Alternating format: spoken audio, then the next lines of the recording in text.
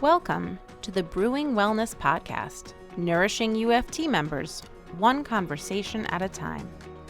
Brewing Wellness is a podcast created by the UFT Member Assistance Program to support the mental health and well-being of our members. In order to do the work you do every day and be present for your loved ones, students, and patients, your cup has to be full. Brewing Wellness focuses on mental health and wellness topics that can help us all thrive in our professional and personal lives. We'll be releasing a new episode on the last Monday of each month. Remember to listen to the Brewing Wellness podcast wherever you get your podcasts. And please, don't forget to subscribe. Now, let's get started. Hello, and welcome back to the Brewing Wellness podcast hosted by the UFT Member Assistance Program. My name is Mindy Rosier, and I am with the Teacher Center, District 75, and I am joined here by Rashad Brown, who's the co-chair to the UFT Pride Committee. So in today's episode, we're going to kick off Pride Month a few days early by talking about the UFT Pride Committee and getting a better understanding of the LGBTQ supports available for our members here at the UFT. So Rashad, thank you so much for joining us today. How are you? I'm doing good. How are you, Mindy? I'm doing pretty well for a Monday. It's Monday, and it feels like Thursday already. Feels like a full week. Every day seems like a blur nowadays. So can you tell our audience a little bit about yourself, your role, and the work that you do for the UFT?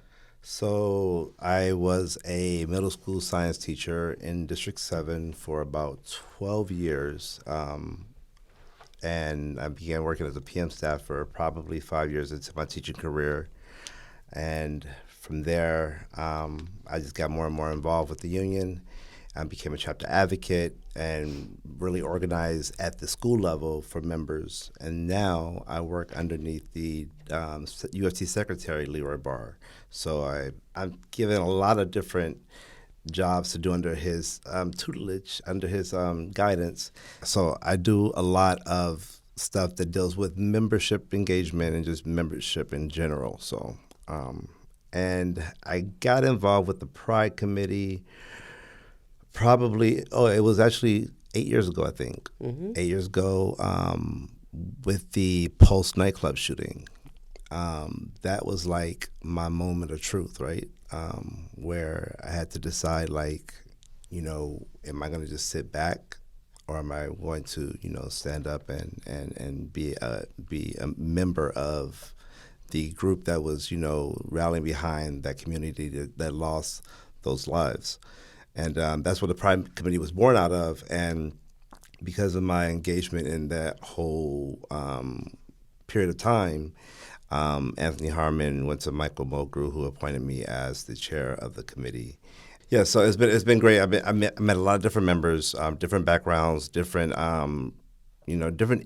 situations. And I'm learning a lot myself. Being a member of this community makes me learn a lot about myself and about the community in general. So it's a job I love doing, and let's just keep it moving. And as someone who's been with you also from the start, 8 Yes. years ago, I've seen how it's grown of people being involved in the different activities and, even to the great scholarship, which I'm sure you'll talk about later. Yes. But yeah, it's been a great 8 years so far, and hopefully we'll keep it going. But now as the co-chair of the UFT Pride Committee, can you share a little bit about what it offers and some of the benefits of the committee? So we built this from the ground up, and we wanted this to be a place where like-minded and like-interest people can come together and have people that they relate to about and talk about anything, right? Immediately when we came in, I wanted to start the Daniel Dromm Scholarship. That was what I wanted to do. I didn't want to hear no ifs, ands, or buts. I wanted to start it because Daniel Dromm is a huge hero of mine and should be for many of the students in the city because he actually stood up to the DOE when they tried to fire him for being gay. He was one of the first out teachers, and he definitely is the reason why I am the way I am today. But we offer different activities like the brunch where we give the scholarship out. We also do a lot of workshops and stuff. So we had like a workshop on parenting and determining how you're going to pathways to parenthood. That's what we called it, where you can have the option and discussion about which path you want to go down and the legalities around that. Because still in 2024, there are some illegalities that we as LGBTQ people have to be able to navigate. And then, of course, we do the Pride March. It's a march, not a parade, people. It's a march because we're going to continue to march and protest until we have the same rights as everyone else, and there will be no need for a pride anymore, right? But we're going to keep marching until then. And just we do outreach for students during the pandemic. We did Drag Queen Story Hour. And we see nowadays they're being attacked for their just teaching kids literacy. I don't see anything wrong with that. But people are, protesting against that, as well as we're now having another fight in the city with this community school district CECs, where they're trying to target trans students. So, representation matters. We're where we are because obviously someone motivated us to get to where we are. We have to be the same for our students, so we have to stand up for them when they can't. So that's what we do. We stand up and show out, and advocacy.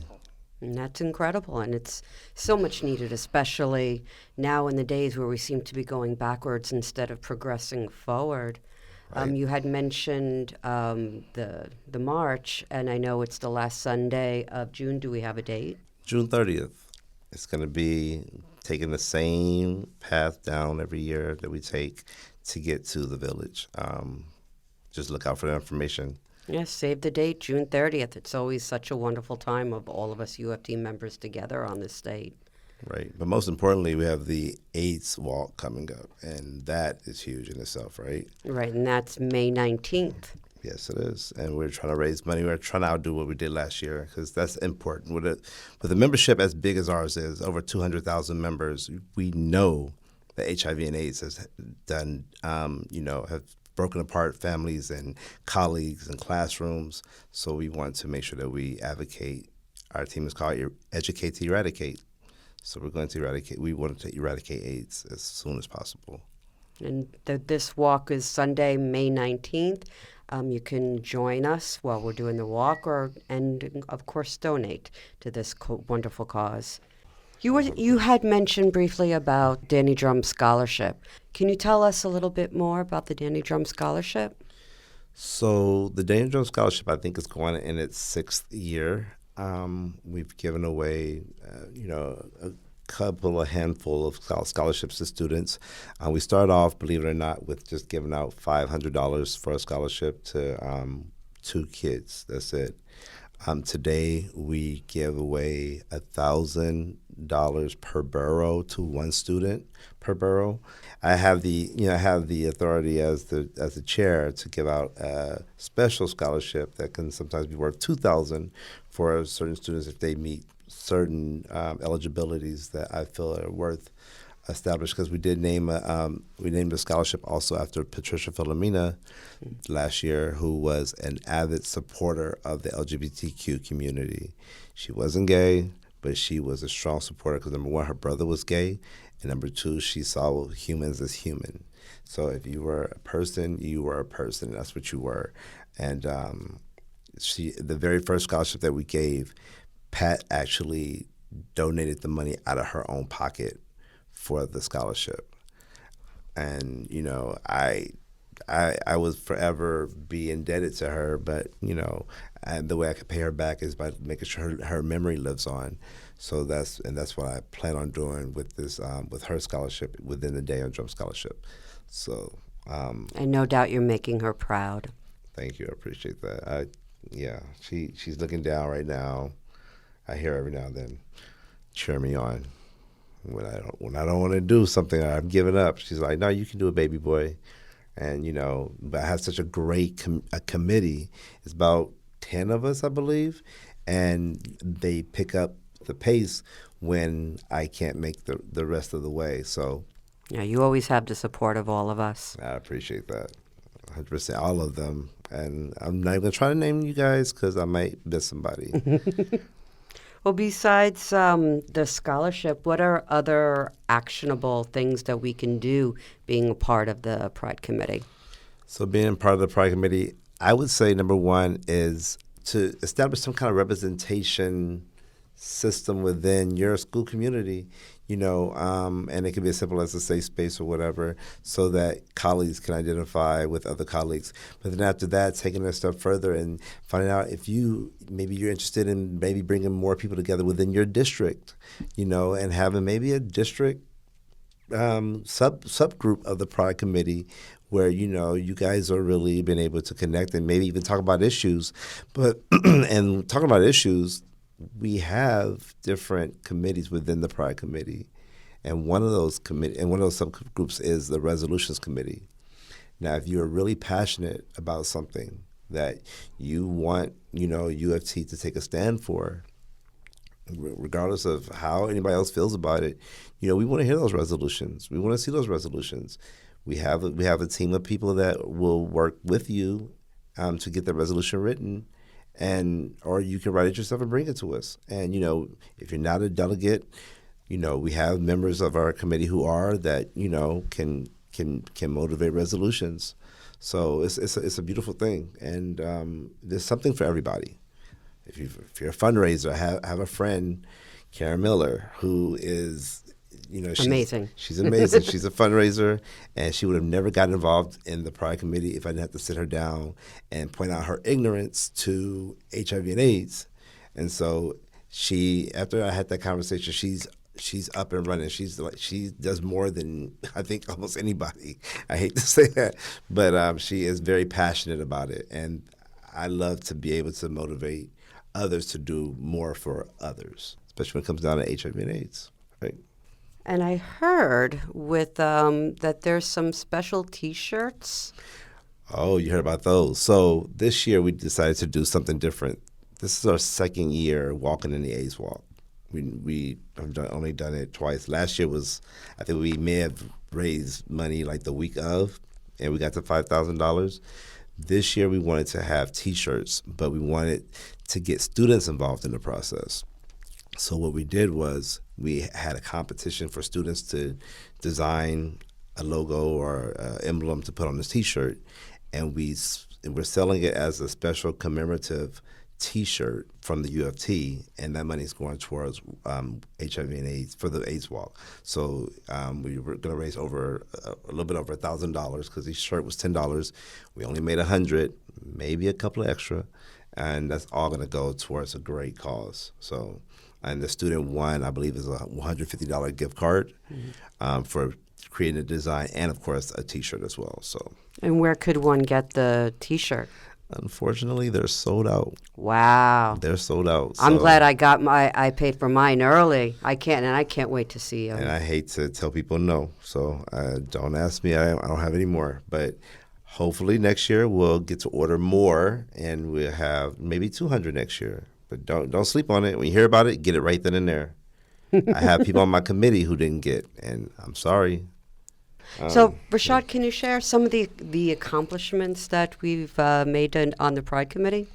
So in addition to the scholarship that we raised for students, which is great that we're doing things for students, but I also want to focus on things for our membership too as well.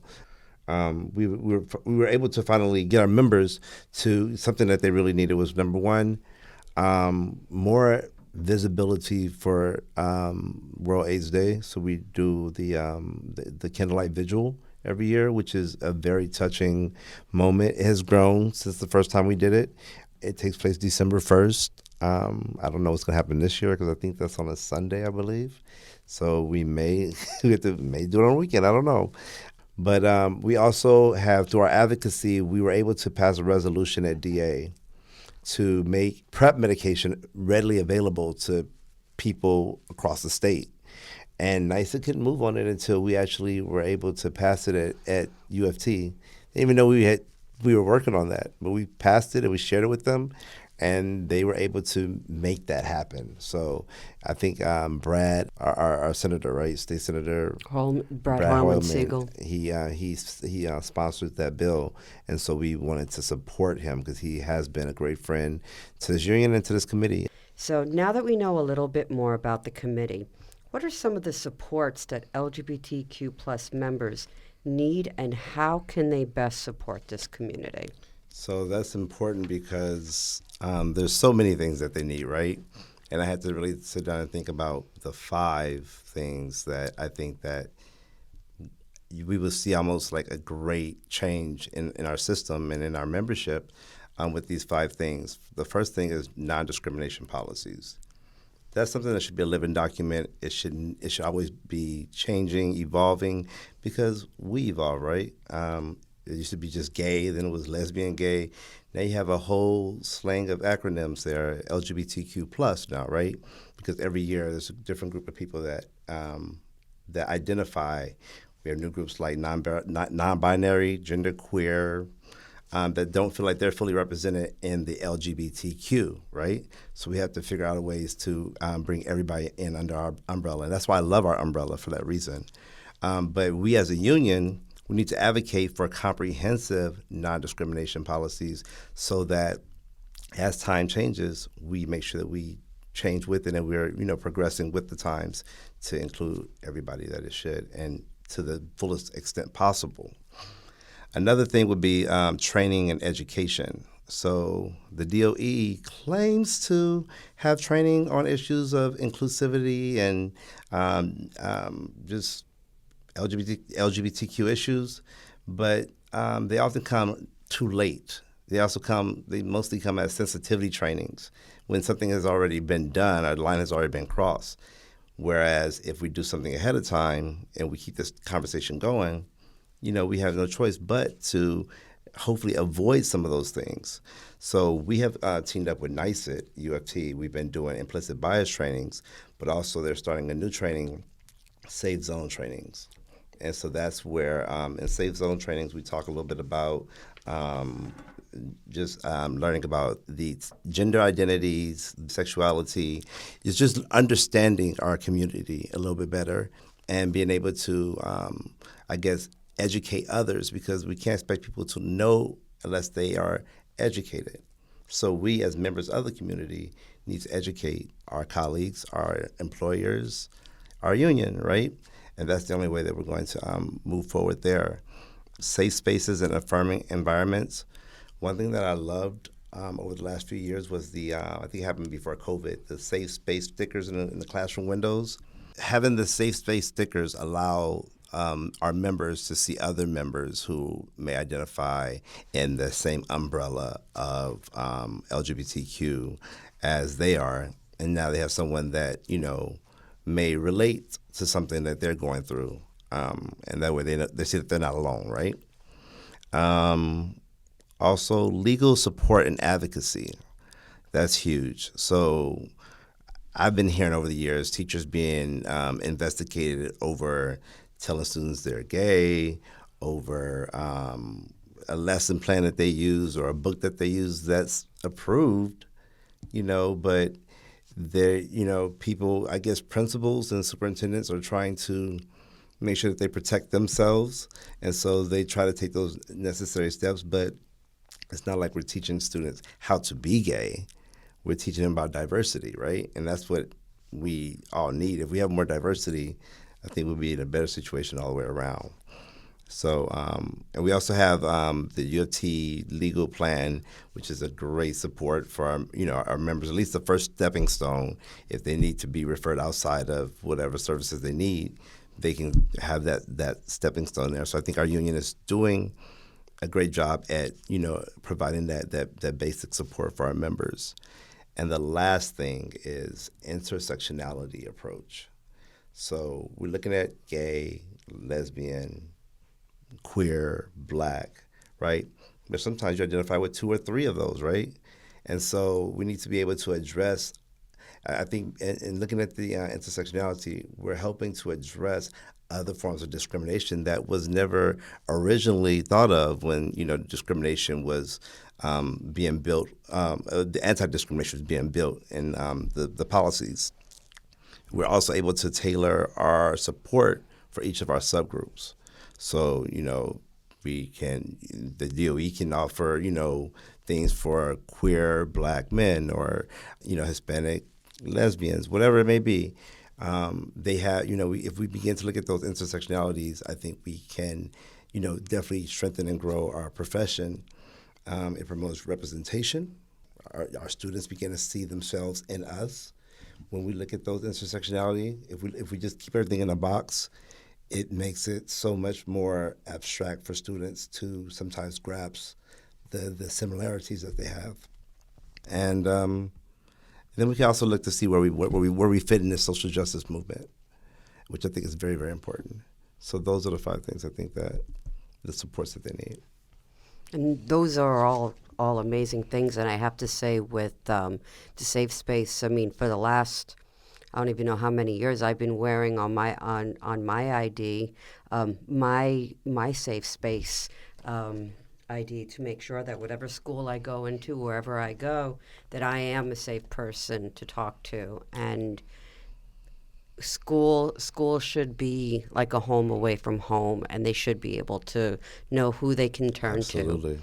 And I just think this is great that this is going on, and with the Pride Committee growing, more members are knowing what the work is and what we're doing. Yes, guys, please join us. Not just we get the emails for the march all the time, guys, but there's a lot more going on. There's people out there that I know are advocates and they want to fight for things. And we have tons of fights in this city, so please join the Pride Committee. And every voice matters. So with that, how can we continue to promote an atmosphere of acceptance and equality for both our LGBTQ members as well as the students that we support? So I think we have to be present, right? We have to first show up, and we have to be unapologetic for who we are, and just letting our members know that we're here to support them.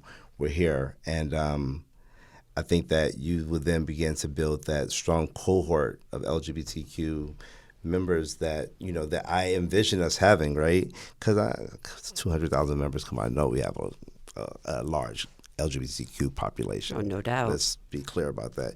But my member numbers doesn't show that. So, guys, it's okay. Come on out. I'm here. We're here to support. And I think that it'd be great to just meet other LGBTQ members and educators and educated people, to just know. It has bettered me as a person. So I can only imagine what it can do for everyone else. And with Pride Month literally right around the corner, now's the time to, as you say, to come out and join us and enjoying the activities. I mean, there's going to be a lot of stuff that's going to be going on. And, even if you don't identify being in the community, I'm sure you have family and friends who are. And this is your opportunity to make your voice matter and be a part of something big. Yeah. Something big. Exactly. And I have to say, Rashad, this has been such an amazing chat, and thank you for everything that you've shared so far. And seriously, guys, come and join us, sign up, be part of our committee. But any last words or anything else that you would like to add to this conversation? So for those who maybe don't want to come out and be a part of the community, remember you can always come as an ally. That's the safe way to start. That's how I started. And until I was comfortable enough to say, hey, I can jump in this pool now, right? You have a community of people, no matter where you are in your journey, that is here to support you and is willing to be there for you at certain steps of your journey. So definitely just come as you are, start where you are, and just be ready for a ride that will change your life. And meet a lot of cool, amazing people along the way. Like that's how I met you. Yeah, so, that's right. Yeah. Number of years ago. So, with that, thank you so much, and I hope everyone enjoys this podcast and join us in the upcoming weeks. And have a good day, everybody. Once again, thank you for joining us for this episode of the Brewing Wellness Podcast, brought to you by the UFT Member Assistance Program to support the mental health and well-being of our members. If you are a UFT member, the Member Assistance Program can be reached at 212-701-9620 or by emailing mapinfo@uft.org. And once again, please don't forget to subscribe. Thanks for listening.